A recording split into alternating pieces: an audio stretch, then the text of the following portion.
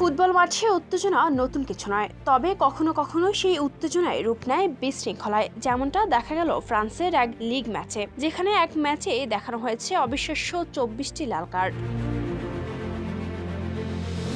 গত ৮ মার্চ ব্রাজিলের মিনেইরো চ্যাম্পিয়নশিপের ফাইনালে ক্রুজেইরো ও আতলেতিকো মিনেইরোর ম্যাচ যেন পরিণত হয় রণক্ষেত্রে। সেই ম্যাচে মারামারির ঘটনায় ক্রুজেইরোর ১২ জন এবং আতলেতিকোর ১১ জন খেলোয়াড় ও কর্মকর্তা সহ মোট ২৩ জনকে লাল কার্ড দেখান রেফারি। তখনই প্রশ্ন ওঠে, এটি কি ফুটবল ইতিহাসের সর্বোচ্চ লাল কার্ডের ঘটনা?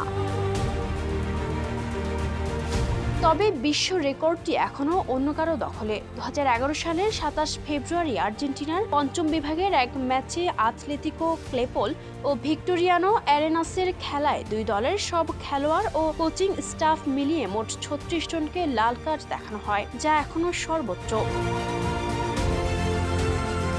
এদিকে ফ্রান্সের মোরবিয়ান অঞ্চলের আঞ্চলিক ডার্বিতে আভিনির দে গি ও ইন্দেপেন্দান্তো দে মোরনের ম্যাচে দেখা যায় ভয়াবহ বিশৃঙ্খলা। ফরাসি সংবাদ মাধ্যম ওয়েস্তো ফ্রান্স জানিয়েছে, সংঘর্ষে জড়িয়ে পড়ায় একে একে ২৪ জনকে লাল কার্ড দেখান রেফারি। পরিস্থিতি এতটাই নিয়ন্ত্রণের বাইরে চলে যায় যে শেষ পর্যন্ত দাঙ্গা থামাতে মাঠে নামতে হয় ফরাসি আধা সামরিক পুলিশকে।